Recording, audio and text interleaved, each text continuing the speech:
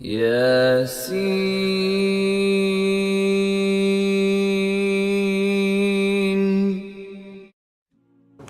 So the Quran has left no loopholes, and the Quran also has not given the chance to someone or for someone to say, continue oppressing him because he will continue forgiving, no problem.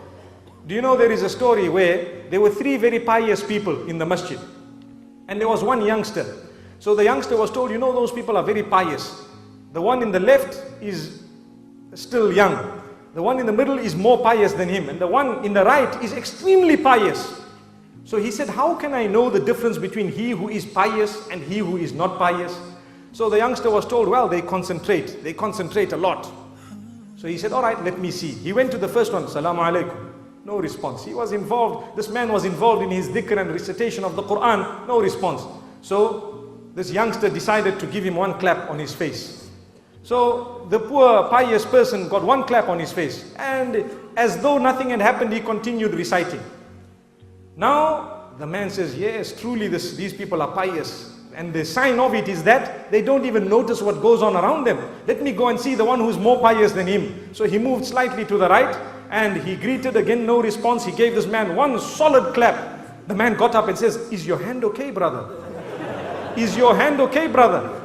So this man was shocked to say, he is not conscious of what happened to him, but he is conscious of the pain that came on my hand. Allahu Akbar. Look at how pious he is. So now this is obviously teaching people how to forgive, isn't it? They didn't even discuss that it was a sin. So now this youngster is thinking to himself, whoa, that man on the right must be the most pious. Let's see what he does. He went, he greeted him, again no response. He gave him one solid clap. That man got up and gave the youngster two claps. So the youngster says, but I thought you were the most pious. He says, someone somewhere needs to stop you clapping people. So this is why we need to study in Islam. We need to look at what is the best remedy for that particular situation. Sometimes you can forgive people, but if you continue forgiving them, who's going to stop that oppression?